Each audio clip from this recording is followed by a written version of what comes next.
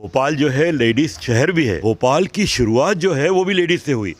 लोग असमत बीबी का नाम नहीं जानते, इतनी ग्रेट लेडी थी। वो एशिया की सेकंड नंबर की वुमेन पायलट थी। कि कल अंतर्राष्ट्रीय महिला दिवस था और ये सप्ताह भी पूरा अंतर्राष्ट्रीय महिला दिवस के रूप में मनाया जा रहा है। और राजधानी भोपाल के अंदर मैं आपको बता दूं कि आपने नाम सुना ही होगा शेल्टर वाले हुसैन साहब का, जो बड़े आर्किटेक्ट हैं और मध्य प्रदेश में ही प्रसिद्ध हैं। आइए मैं उनसे थोड़ा सा जानूंगा कि सर भोपाल में महिला जो दिवस मनाया जा रहा है, सर थोड़ा सा रोशनी डालने के राजधानी भोपाल का इतिहास क्या कहता है या कुछ कोई यादें जुड़ी हुई हैं? जी जी जी जी, गुड मॉर्निंग।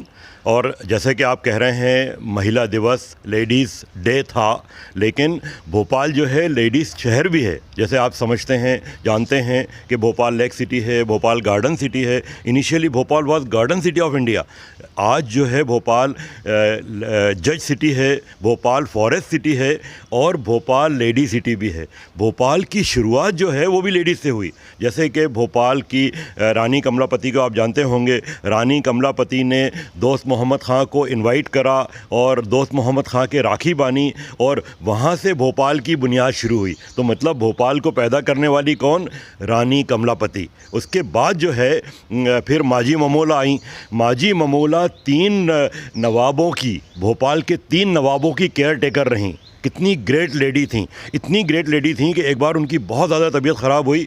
लोग शाह अली शाह के पास पहुँचे तालाब के अंदर सेंटर में, और उसके बाद उनसे कहा कि माजी ममोला मरने वाली हैं। तो कहने लगे अरे वो इतनी ग्रेट लेडी है, वो इतने गरीबों के काम करती है, उसका ज़िंदा रहना मेरे ज़िंदा रहने से ज़्यादा ज़रूरी है। मैं अपनी ज़िंदगी के 10 साल उनको देता हूँ। ख़ुद सब लोगों के सामने ज़मीन पे लेट गए, कफन बिछाया और उनका इंतकाल हो गया। और उधर माजी ममोला 20 साल से ज़्यादा ज़िंदा रहीं। कहने का मतलब इतनी ग्रेट लेडी थी। उसके बाद आई असमत बीबी। लोग असमत बीबी का नाम नहीं जानते, इतनी ग्रेट लेडी थी।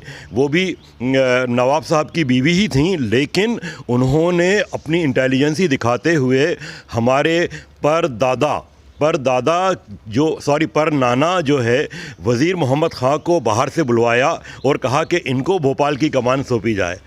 ये असमत बीबी की इंटेलिजेंसी थी, जिसके वजह से दोस्त मोहम्मद ख़ां की जो पीढ़ियाँ चली आ रही थीं, उन्होंने तो राज करा ही, लेकिन ये वज़ीर मोहम्मद ख़ां को बुला के उन्होंने हुकूमत उनको सौंपी और उन्होंने भोपाल पे हुई 7 लड़ाइयाँ लड़ी और जीती। मतलब इतनी ग्रेट लेडी थी ये, उनके वजह से भोपाल की लड़ाइयाँ जीती गईं। मतलब क्योंकि उन्होंने वज़ीर मोहम्मद ख़ां जैसे इतने बड़े सिपह सलार को भोपाल की कमान सौंपी।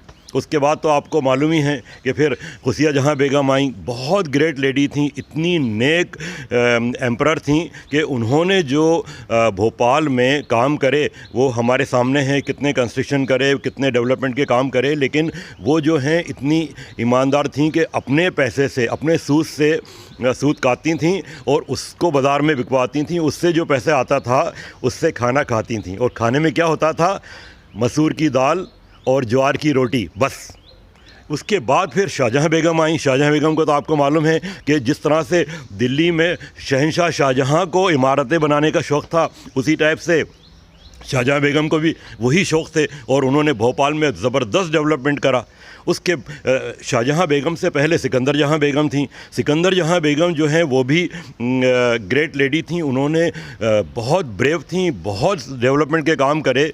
सोचिए आप कि दिल्ली की जामा मस्जिद 1857 के दंगों के वजह से बंद कर दी गई थी, बंद पड़ी हुई थी। दिल्ली पहुंची बेगम साहब सिकंदर जहाँ बेगम और गवर्नर से कहा कि मुझे मस्जिद में नमाज़ पढ़ना है। तो गवर्नर कहने लगे आपको मस्जिद देखने की परमिशन दे सकते हैं, नमाज़ पढ़ने की नहीं।